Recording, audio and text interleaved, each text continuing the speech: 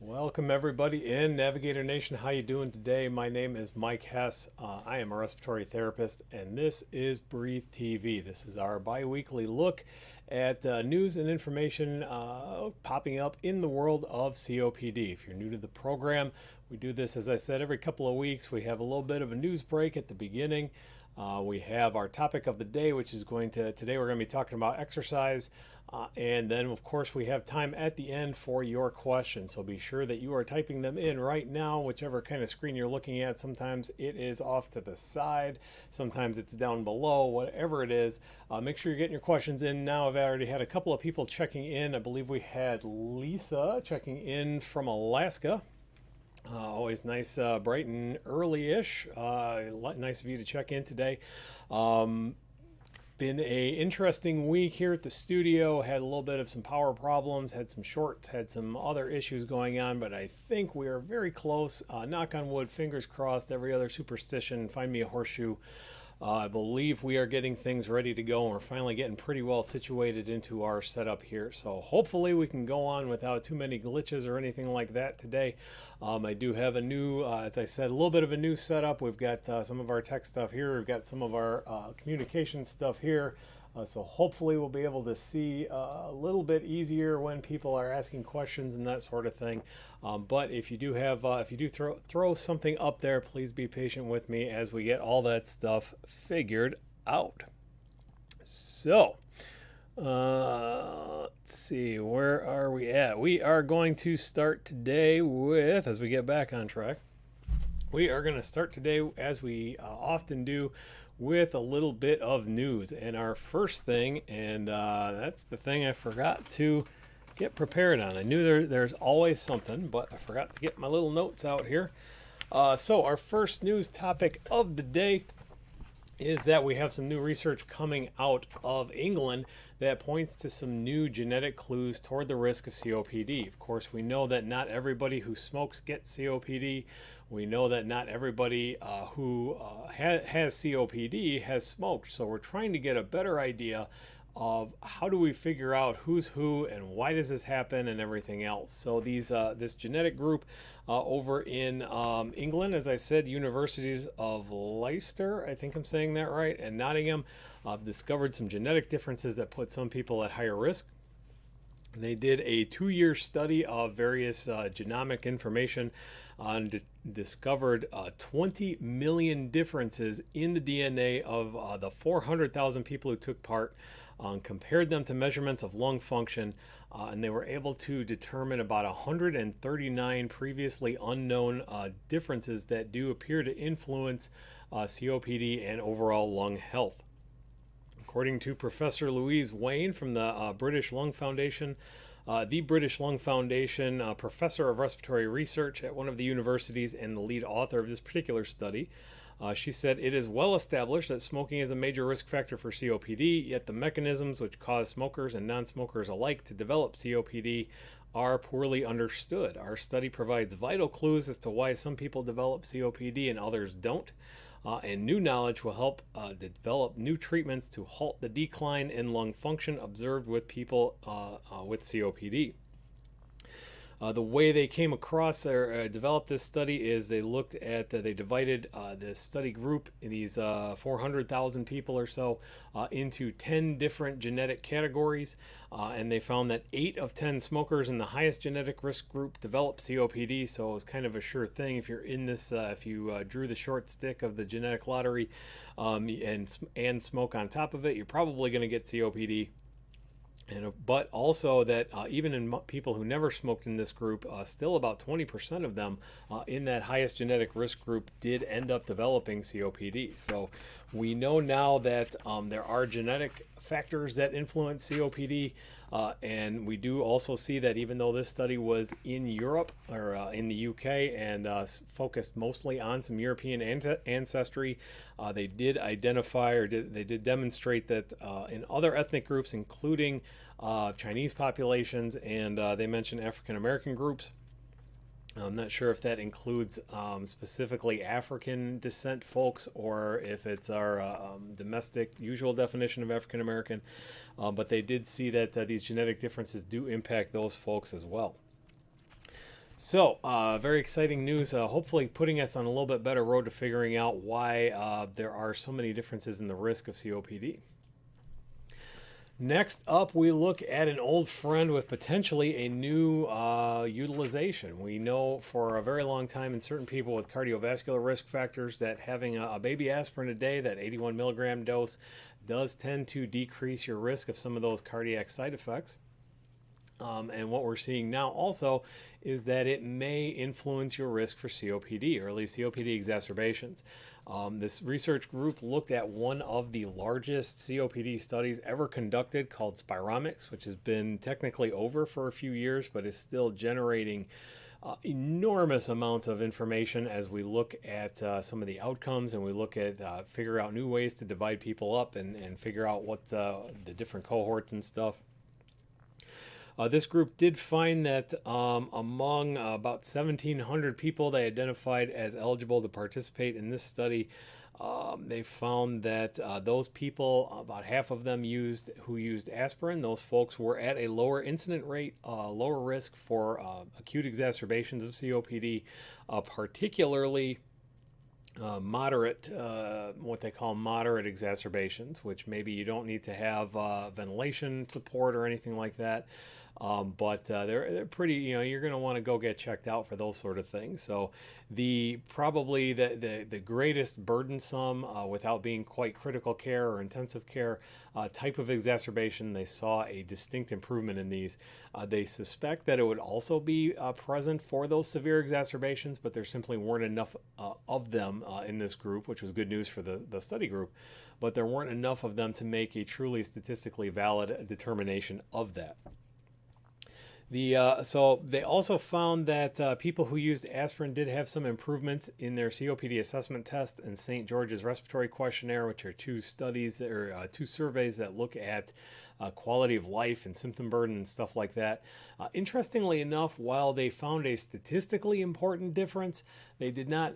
These differences did not quite meet the minimum clinically important difference that's been identified to tell us whether this is actually a true change or a relevant change, or if it's just some of the variation in the disease process. So it's a little bit unclear beyond the certainly reducing the number of exacerbations what the significance of this of taking an aspirin is, but certainly a potential therapy if you're on a lot of maximal other stuff and can't seem to stay out of the hospital or can't seem to get those symptoms down.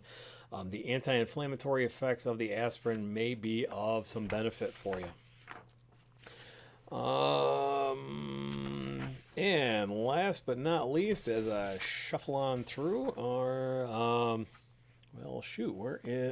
I just didn't grab enough papers off the stack. I knew this was going too smoothly so far to have no issues whatsoever.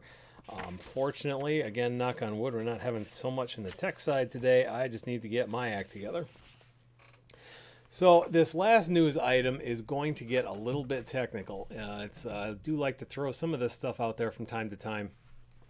There was a new study that has come out in the International Journal of COPD, peer-reviewed study that looked at using this thing called exhaled breath condensate to try to figure out, try to get an idea of where people's symptoms were with COPD.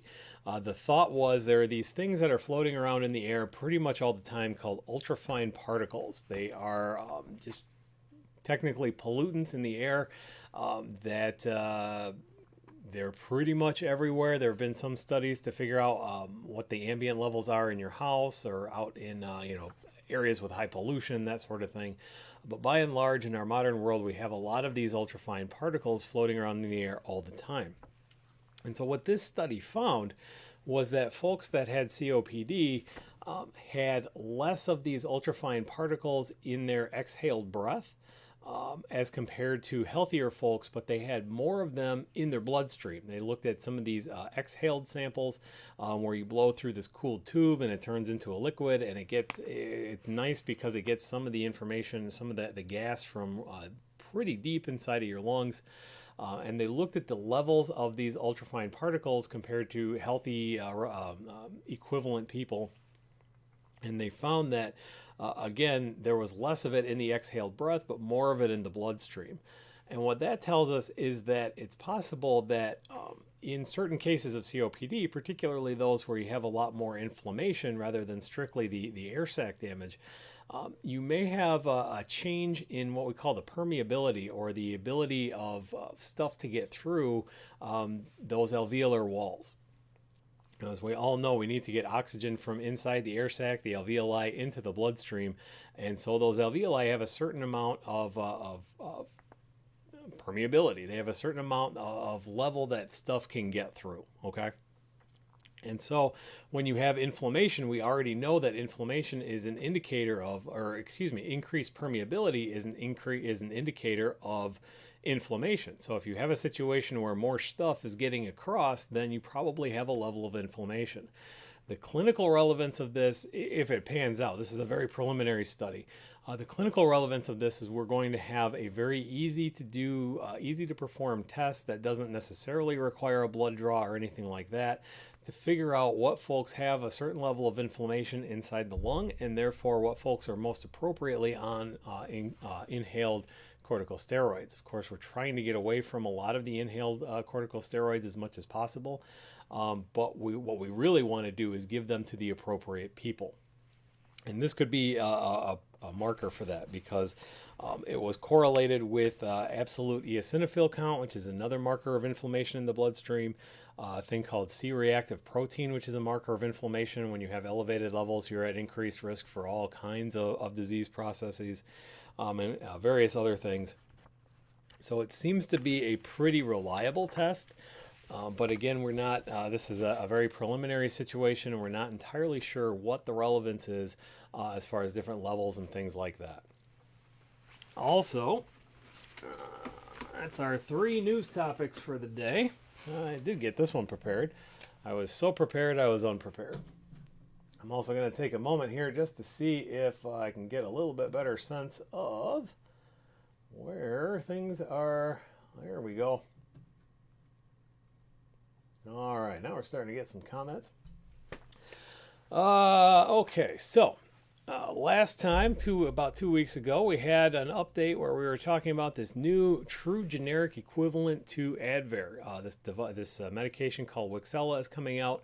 There has been a generic equivalent for a little while now. It's been on back order for a lot of places, but it hasn't been a direct equivalent because it comes in a different kind of device, and it comes in a different dose because it comes in a different device. So, another drug company, disclaimer, I'm not sponsored or endorsed by them. I did get some money to be on a panel talking about how we use respiratory therapists in primary care, but this is not sponsorship to be on the program or anything like that. A representative came by, and this thing is now hitting the market. This is called an in-hub device. This is what's going to be delivering the Wixela, the generic Advair. It works very similar to the traditional discus device that many people are probably familiar with. Basically, you're going to pop it open like so. You're going to click this little job here to get the dose ready to go for you. It comes with a little nice handle for you to hold on to if you have some trouble pinching your fingers or anything like that. And you just take a nice deep fast breath, because this is going to be a powder. It is already a powder, but this is a nice alternative, and I thought it would be kind of fun since the rep dropped a couple of demos off for me. I thought it might be fun to share that with you folks as sort of an update. So look for that. Those of you who are on Advair, could be a less expensive alternative. Those of you who are not on a long-acting beta agonist bronchodilator and inhaled corticosteroid combination for whatever reason, that could be something that's going to be coming soon to a formulary near you. So before we get into the full news of the day, I want to take a minute to say hello to Ron, an excellent respiratory therapist who got some very positive career news. So congratulations to you, Ron. Also saying hello to Terry from South Texas, Georgine from Oregon, and Angela also from Wisconsin, another RT. Always nice to see some of my clinical friends out here in the Navigator world. All right, so just again, that's kind of a weird thing going on with the video here. Hopefully we're going to still stave off all those tech demons, but we will see how it goes, and we will make the best of it as we always do. So, as we wrap up the news section here, we're going to get into the topic of the day. And of course, we know that exercise is really one of the biggest, most important things that you can do for your lung health.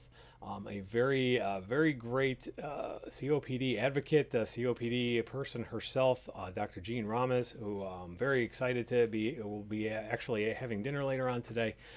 She's in town from Iowa. So Dr. Jean has dealt with COPD for a very long time. And again, a researcher. She's been a role model, advocate, all this stuff. Her biggest mantra is that the medications that we give for COPD allow you to exercise, and it's the exercise that allows you to actually live. We know that exercise in healthy individuals, no matter what it is, we know that exercise is critical to good well-being. And of course, if you have COPD, it's difficult to get the air moving sitting on the couch even, let alone trying to go to the gym or anything like that. So we have this concept called pulmonary rehab. We know that pulmonary rehab, or these monitored, structured exercise programs, do a lot of good for a lot of people. We encourage everybody with a COPD diagnosis to seek out one of these pulmonary rehabilitation programs, because they're basically exactly what they describe. They give you exercise tolerance. They increase your ability to exercise and move. They build up your respiratory muscles. When you have COPD, you have some of that structural damage on the inside. You have to pick up the workload with some of your other muscles instead of your main diaphragm. There we go. Your diaphragm is usually your main muscle of breathing. That gets a little bit weak sometimes. You need to pick it up with the rest of your upper body muscles. Pulmonary rehab helps with that. We know that pulmonary rehab provides social support. This is something that often goes overlooked in a lot of COPD rehab cases, pulmonary rehab cases. Everybody thinks just thinks about the exercise, and the exercise is critical, but it's also a way to get out of the house and to be talking with other folks facing the same challenges, on the same journeys and everything else that is going on. One of the biggest when people talk about, when they review pulmonary rehab programs and they talk about how effective they are, they talk about the social aspects of it as one of the key components. Finally, we also know that pulmonary rehab, with all of these factors, improves your quality of life. It helps you with your symptom burden. It helps you feel not so alone. It helps you feel all of those things, and it's a great, fantastic tool for anybody with chronic lung conditions. But there's always a but. We know that there are a lot of barriers to accessing a good pulmonary rehabilitation program. First and foremost, there's relatively limited access for a variety of reasons. Medicare and a lot of the insurance payers out there have not taken a very effective view of pulmonary rehab. They don't reimburse a lot, so there's not a lot of money involved, and oftentimes these are programs that take a lot of capital to set up. You're basically starting a gym and hiring clinicians, so it's almost the worst of both worlds as far as cost goes. So it hasn't been sustainable for a lot of places. A lot of places have closed down. We're starting to see that turn a little bit, but we still don't have the access that we want to see. This is a map from the COPD Foundation's website for their, I believe they call them the Pulmonary Education Program or something along those lines, PEP. This is a list of the programs that have reached that certification. This is, of course, not inclusive to all pulmonary rehab programs, but this gives you an idea of some of the geographic distributions that we face. Particularly those folks who live in a rural setting, kind of out in the country, that sort of thing. It's difficult to get them access to any program, whether it's a standard program, whether it's one that's been accredited by the American Association for Cardiovascular and Pulmonary Rehab, whether it's a COPD Foundation program, whatever it is. Most of these programs follow the same kind of distribution here. And so even when they are in areas, like if we were to zoom in on this map here, we can see in my area, southwestern Michigan, there really isn't one of those in the area. We do have a couple of other programs that are excellent, but our closest one in this area for the COPD Foundation is in Lansing, if I recall the map correctly. Now, again, it's not inclusive of every program, and there are, again, programs here in Kalamazoo I work with very closely that are fantastic, but it's an illustration of where we are with access. We also see that you get limited sessions. Medicare, which is the huge number of people with COPD, generally will pay for 36 sessions, usually about twice a week, sometimes 3 times a week. They'll pay for 36 sessions of rehabilitation. If you get through that and then in the future have some more problems, they will pay for another 36 sessions. But let's talk about, if you're going 3 times a week, which is ideal, that's 12 weeks of exercise. That's all you get. That's all Medicare figures you need. And of course, a lot of the payers follow suit. Now, there are some other options as far as maintenance programs and things like that, but they cost additional money because they're not covered as well. So we know that it's difficult to get people, again, to the resources they need, even when they have a program in their area. So next up is the bigger issue here. We talk about what happens after those 12 weeks or 18 weeks or whatever you can stretch it out to be. We see that a lot of people, when they get out of this program, because we have kind of coined it a rehab, they figure that's it. Well, now it's as good as it's going to get again, and I'm feeling great and everything is awesome, because the program worked. But I'm not doing the exercises quite so much anymore because I don't have access to the program, and it's hard to get to the gym, and I don't have a gym membership, and 10,000 other things. We see that when you stop exercising, you lose everything. All those benefits of pulmonary rehab go away in about 18 months. So we know that if you have access and you are able to get to these programs, we know that you need to keep going with it in order to keep those benefits maximized. And that's difficult for a lot of people. So that also brings us into perhaps the biggest barrier of all is we as clinicians aren't always doing a very good job of identifying the people who need pulmonary rehab and getting them to that.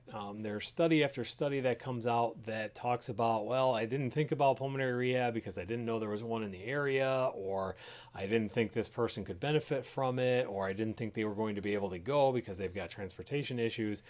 Whatever it is, there are a lot of providers out there that don't refer their folks to pulmonary rehab, and therefore you're missing out on a lot of that benefit. However, it is not necessarily just doom and gloom. There are a couple of other options available for you. As we get into, it's gonna kind of a weird thing here. I should be seeing some more comments, and I'm just not, and it's kind of weird. I'm just wondering what there's, no, okay, so that's where we're at. That's cool.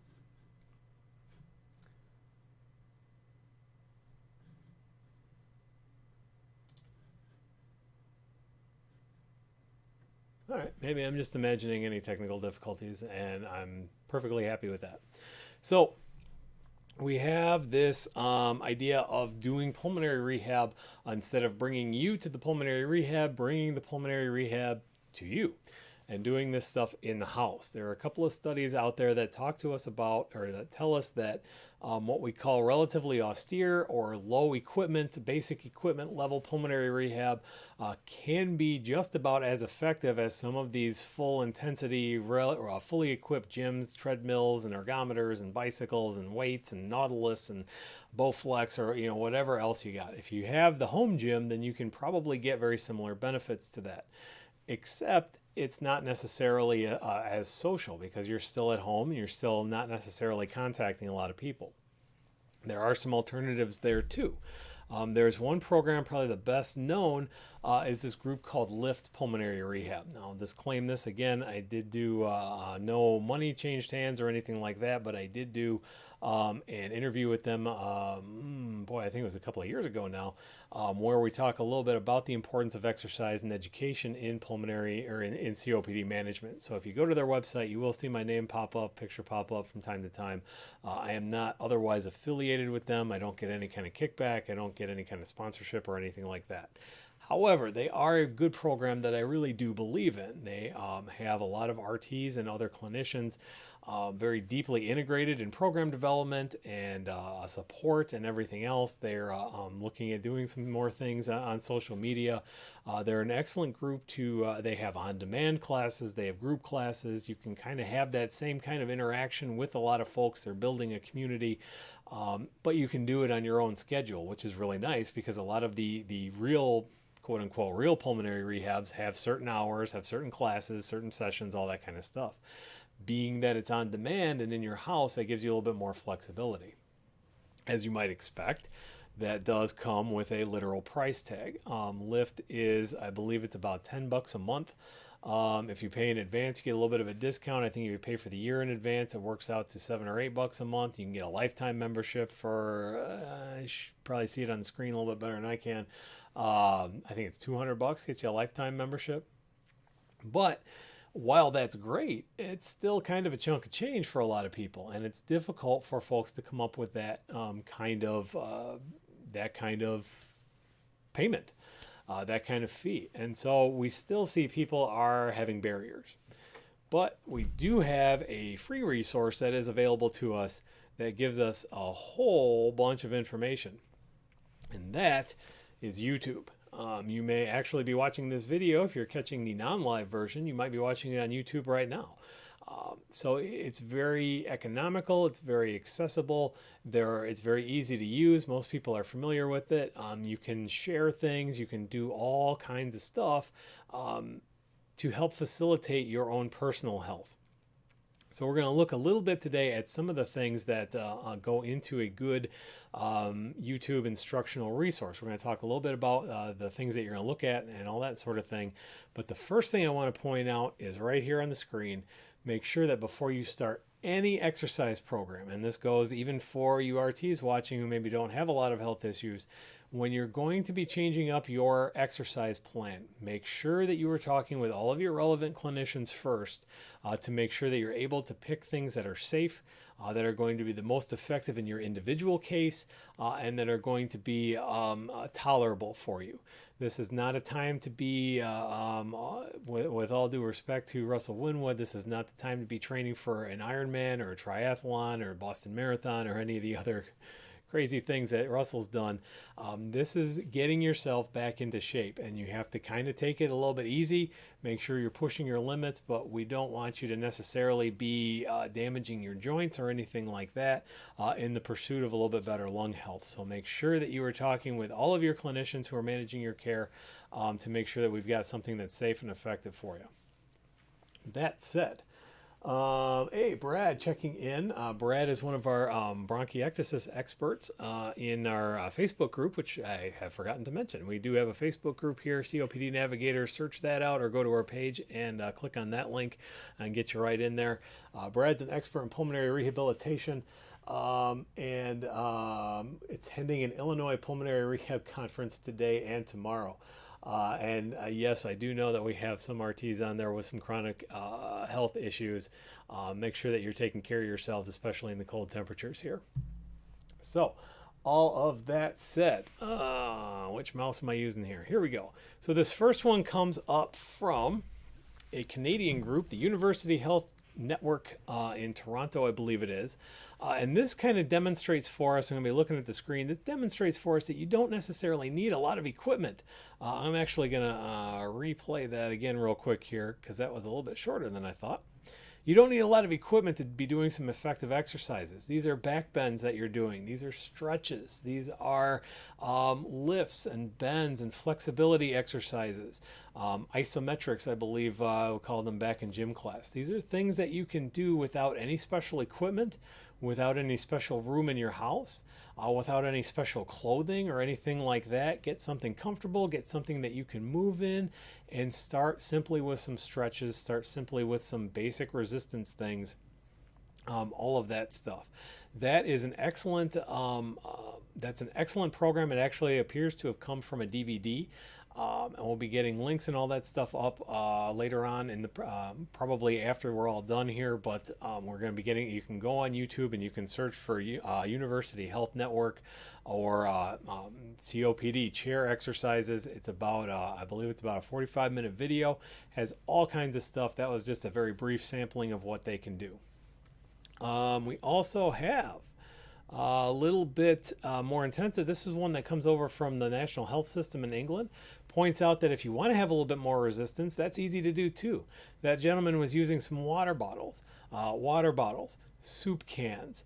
You can get little hand weights from places like Walmart, or if you're in the Midwest, Meijer, which was the first thing that came out of my mouth, Target, wherever you want to go. You can get some of these little hand weights. Even my kids love a place called Five Below. It's got it's kind of throwback to an old five and dime store. They got a little bit of everything in there, but they have hand weights that are $5 or less. Not necessarily a big expensive purchase or anything like that, but it gets you started. This is another great example, walking a short distance repetitively. On occasion when we're not able to exercise a whole lot, we just need to burn off some stress. Again, not sponsored or anything. There's a lady out there called Leslie Sansone, who you can get her DVDs from Amazon or wherever. Walk away the pounds. While it's more targeted toward maybe weight loss or cardiovascular fitness or things like that, it's the same kind of stuff. This isn't necessarily a magic pill. This is stuff that you can do in the privacy of your own home without hauling a lot of equipment around, without getting out and about. Again, I encourage people to get out when you can, because we want to keep up that socialization aspect of it. But if you need to, if you have to, if these are your barriers, I talk a lot in my clinic days. This has been coming up a lot in the last month or so, particularly when it's really cold and all that sort of thing. There's the perfect world that the textbooks tell us about and that we recommend and all that sort of thing. And then there's the real world, where we have to work with where we're at. We have to work with what our clients, our customers, our patients, our community, what they give us, and figure out a solution that's going to work best for you. So again, this is something from National Health Service. We'll back that up again and take a look there. Oop, that's too far. But again, we're talking about upper body stuff. Again, some basic adding some resistance.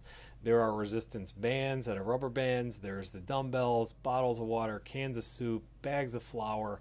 Whatever you have that's going to put a little bit of load on your muscles is going to be a good start. Make sure that you're not straining yourself too much. We don't want to blow out any rotator cuffs or anything like that. Use your own body mass, push against the wall. Lots of very simple things that you can do. It's not strictly clinical stuff either. This is a group that these gentlemen don't look like they are particularly at risk for COPD. Some very young, muscular, buff guys in here. I like this video because, again, we're talking about chair work, keeping some of that load off. The first gentleman had some of the weights. This gentleman is doing just, again, some very basic muscle isolation kind of things. This one's about an 8-minute video, works really well. These are, if you look at their biceps and stuff, they certainly appear like they know what they're talking about, and they did make this video specifically labeled for pulmonary rehab. I don't know a lot of the background between these gentlemen. I suspect if they know about pulmonary rehab, at least one of them has some kind of medical knowledge. Wasn't a lot else on their Facebook page, or their YouTube page, but this is an example of some of those resistance bands I was talking about. Basically a giant rubber band. Sometimes you just get a rubber sheet, and it gives you the resistance you need. They have various levels of rubberiness, I guess. Sometimes it's a band with handles. You can get as fancy, you can keep it simple. Whatever you're doing to move and to get that strength built back up is going to be helpful. Again, as long as it's within your own limitations and not causing you any particular harm. We also have some interesting videos out there that are a little bit more non-traditional. This is a yoga video. Yoga, of course, with a lot of breath work, a lot of stretching, a lot of flexibility, is a fantastic tool that is difficult to measure, so we don't always throw it out there as a treatment or a therapy, but it's difficult to measure, what's the dose of yoga? Do you do 2 yogas a day? I don't know. It's hard to dose, it's hard to quantify, and so it's a little bit hard to study. But we do know that a lot of these works can be very helpful. Again, you're stretching, you're building up some of these muscles in a very low impact way, very sustainable way. This person here caught my attention because she, at least purports, again, I didn't do a real deep dive, purports to be a cystic fibrosis patient and a double lung transplant recipient. has sort of the build that seems reasonable, but no matter, and she's able to conduct these exercises is the big takeaway. But again, just very, very basic things. Even things you might see when I see some of these things, I think of the video games like the Wii and the Wii U and the Switch. We've got some other stuff in the house, but my kids love the Nintendo stuff, which is nice because that's back to my video game heyday. And of course, with Nintendo, we like to play Super Smash Brothers, which is basically just kind of a brawling kind of game.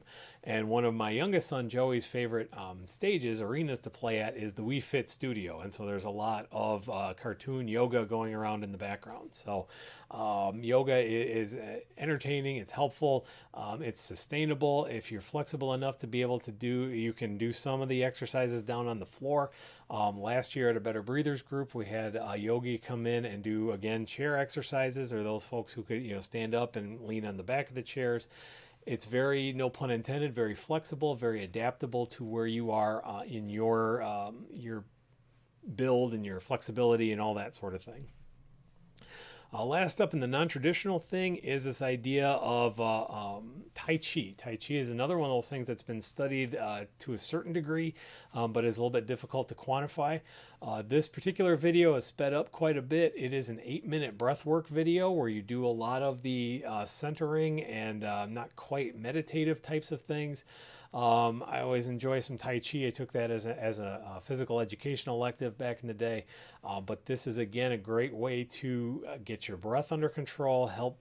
A lot of these talk about pursed lip breathing, breath control, diaphragmatic breathing, helping flush out a lot of the stale air that can get built up with the air trapping and all that kind of stuff. Fantastic things that you might not even necessarily get in a structured formal pulmonary rehabilitation program, because in those programs you're talking about exercise, you're talking about nutrition, you've got a lot of information to cram into those 36 sessions because they're all time limited. But we fortunately live in a time where we have access to a huge amount of information. So I encourage a lot of people to seek that out. It's very easy to find. But the flip side to that also is, and the caution we have here, is that not only is the good stuff easy to find, some of the bad stuff is too. This is a search I did. I believe it was yoga COPD is what I went to YouTube and searched for yoga COPD. Found some great videos. Found a couple ones that were talking about healing COPD with simple breath work. Found another one that was talking about using garlic to rebuild muscle or lung tissue or something like that. That doesn't work. The garlic doesn't work. These things don't work. And so we do see sort of the genesis of my Facebook group was that there were people out there who were using search optimization and recruitment techniques and things like that to get people to join their group and say, hey, I will cure your COPD. I will fix it.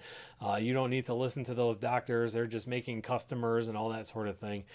Same thing, unfortunately, is still happening on YouTube, on Facebook, on wherever you're going. So it's very important that when you're doing these searches, you're making sure that a lot of these videos are coming from somebody reputable, or that the things that they're saying at least make some sense. Like I said, we threw a couple of videos up there from people who aren't necessarily or aren't verified clinicians or anything like that. But the stuff that they say makes sense. It stretches, it's low impact, it's breath work. If somebody is telling you to go out and mix up this elixir of eye of newt and garlic and sunbeams and whatever, maybe throw a grain of salt in there too.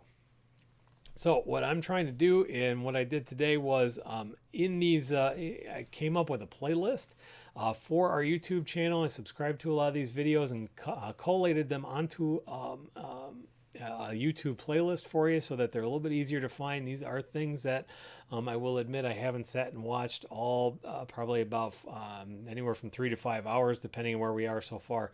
I haven't watched every last minute of them, but I do vouch at least for the general acceptability and reliability of these videos. So you can go to our YouTube channel, which you can see right here below, youtube.com/C for channel/COPD Navigator. or go to YouTube and just search for COPD Navigator. And we should find up, you should see our little glowy neon icon there pop up before too long. Go to our homepage and click that playlist, and that gives you a nice little reference for all of those videos that we talked about today. And I will be adding to that as sort of a reference library as I find more videos, maybe create some videos from some of our friends of Navigator. So if any of you out there have some videos that you would like to share, make sure that you can put them in the comments. Again, whether you're watching on YouTube, watching on Facebook, throw them in the comments, join our group, throw them in there, and we will get those onto the list. So to kind of wrap things up a little bit here, I believe we're wrapping up. Again, I can't emphasize this enough. If you are looking at starting a new exercise plan, make sure that you're discussing this with your clinician. A lot of people with COPD have a lot of other conditions too. COPD puts strain on your heart. It can put inflammation in your joints. So we want to make sure that you are exercising for lung health, but we also want to make sure that you're doing it safely for your whole body health. We want to make sure it's heart safe, joint safe, all of those things. So make sure that you are clearing any kind of thing with your clinician. That's the nice thing about pulmonary rehab, is they do have a physician there and trained clinicians on site where you're monitored very safely. And that is, of course, the top choice of any kind of exercise program. The other thing to consider is to, again, respect your limits. You're not going to be able to do everything, particularly in the first session. Again, going back to some of the video games, you start playing some of these things, you don't start on level 99. You don't start going against the big bad guy, the Bowser or the Ganon, or the big chief bad guy, enemy person, whatever. You start at level 1. You start with the basics. You learn how to play. You learn the techniques, the mechanics, all that sort of thing. Exercise is not really any different. You've got to start by understanding and respecting your limits, and then gradually working them up. You want to be challenged, but you don't want to be unsafe. Again, one of the biggest pros to formal pulmonary rehab is that you've got people keeping an eye on you all the time and telling you when things might be getting a little bit unsafe. Last but not least, you got to find something that's enjoyable. Because when you enjoy what you're doing, when you enjoy your exercise, you're going to want to do it, and that makes it sustainable. And as we talked about earlier, if you're not sustaining that exercise, you're going to lose all your benefit in about 1.5 years. So find something that's enjoyable, then make it sustainable, and then that's how you're going to maximize your benefit. If you don't like to run, ride the exercise bike. If you don't like to do the bike, do the elliptical. Do the one where you sit down and pedal with your hands, or a recumbent bike. Walk in place. Do a video at home. Walk around the block. Find maybe not in Michigan in winter, but find some place where you can walk safely. Go walk at the mall. A lot of places, a lot of Medicare plans these days have this thing called silver sneakers, where you can get reduced or sometimes even free gym memberships. Find out where you can use that. The key is to find something that you like to do in an environment where you like to do it and where you're going to keep on doing it. Because again, that's the biggest thing, is to make sure that you're getting the most benefit for the longest period of time in the safest possible manner. Keep on moving, get pumped up a little bit, and you will see that a lot of your condition can be more managed, more manageable, and your quality of life is going to go up quite a bit. So with that wraps up our lesson plan for the day. So again, we're going to take a look at where are we with some of our comments and things like that. Let's see. Let's get a little reload here again. If you have any questions, this is kind of open forum time. Got some time left here. Make sure you're getting those into any of the various links that we have where you might be watching this video. First off, we're going to deal with our relatively slow network, I guess. Oh, where are we at now? We got to scroll back down. The wonders of modern technology. Let me talk to you across the country, all the way over to Alaska, and I think I might have even seen one of our English friends in here, British. I don't want to offend anybody, call them the wrong. I watched enough Doctor Who to know that you don't call Irish British and British Irish or Scotch or anything like that. So let's see, where are our, it says there are 8 comments. Why are there only 4 of them? Let's look another place. us look in the group. If you are joining us, we do have a group called COPD Navigator. You can again get a link from it right from our page where you might be watching this video. Come and join us there. You can also search for us. Oh, no comments there. All right. Everybody's just a little bit quiet today, huh? Well, that's all right. Certainly nothing wrong with that. Let's take a look at Avenue number 3. Got a couple of likes there, but nobody really checking in. So, well, that's all right. You know, this is one of those days. This is kind of an odd time. Hopefully everybody's out there enjoying their Friday. We've got a good weekend ahead of us. They said on the news this morning, we've got 60 degrees in our 7-day forecast for the first time since Halloween, which is very nice. Of course, it's just in time for everybody's allergies and irritants to all that stuff to start kicking in. So make sure that you are trading your scarf and all that stuff for any kind of appropriate breathing mask. If you have some of those sensitivities, if you have some of that stuff going on, make sure that you are taking care of yourself appropriately. Let's see, our next video will be coming up in 2 weeks. We're going to be back on Wednesday, assuming that our lights don't short out again and all that kind of fun stuff. We will be talking about a lot of the various tests that you will face in the COPD world. We've got blood tests, we've got breathing tests, we've got all kinds of stuff. Another exciting thing this week is I got to give a presentation about pulmonary function testing to a new batch of medical students coming up. And just today I met with one of our safety net clinics here in town where we're actually going to be starting a spirometry program right there at the clinic to increase access to a lot of these respiratory care services. So it's a very exciting time, but it helps to know what these tests mean. When you're talking to your clinicians about what you should be doing, what you should be on, all that sort of thing, you got to understand why you have a PFT or an ABG or an EKG or any of those things, a lot of these other things that you will come across during the COPD journey. And in order to do that, you got to get your information from somewhere. And unfortunately, in the primary care world, it's hard to jam those things into the 15 minutes or so that you get with the clinicians. So our goal is to try and get you some of that information. That was a weird noise. We're going to get you some of that information as best as we possibly can so that you know what questions to ask, what follow-ups to ask, and all that kind of fun stuff. So we'll give it just another minute here. All right, well, we are going to go ahead and wrap things up then. We've got a couple of other things, just kind of loose ends to mention. For those of you who cannot watch video, we are starting a couple of new things. I've got a podcast, so to speak, set up where it's basically the audio from a lot of these episodes broadcast out through an audio app. I use a website called Anchor FM, not sponsored, just easy to use and easy to set up and pretty cheap, which kind of fit all of my needs right now, which then distributes that to places like Spotify and a couple other places. So if you are interested, or if you know somebody who may be interested in listening to some of these things, point them in the direction. Again, we're COPD Navigator pretty much wherever you look. Also, I will personally I'm going to be starting my own personal podcast coming up before here too long, where I cover a little bit more healthcare topics from the perspective of a respiratory therapist. And in primary care, I got a couple of different things out there, a couple other healthcare people around. So I'll look for that to be starting up soon. Hopefully this weekend, if the stars align for us a little bit. All of those things will be again available. We'll post some links in the Navigator group here on this page and wherever else you want to get your information from.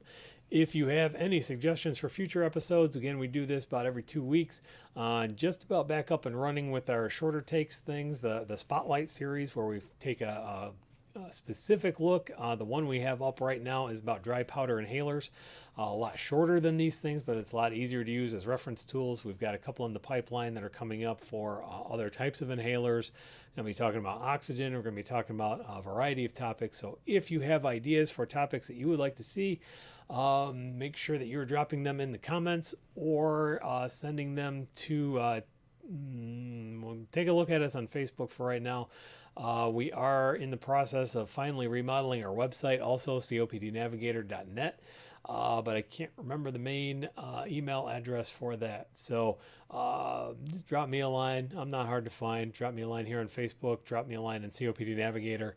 And we will get your topic addressed as best as we possibly can. So with all that said, it looks like we're just about to wrap up here. I'm going to the wrong clickies again. We are just about ready to wrap up. I hope everybody has a fantastic weekend. We will be back on Wednesdays, our usual time. If you missed this live show, catch us on YouTube, catch us on your favorite podcast app. If that's not enough, I can't help you. Hope everybody has a fantastic weekend. Hopefully the weather is going to hold out where you are. So until we see you next time, take care of yourself, take care of each other, and breathe a little bit easier. Take care and have a good day.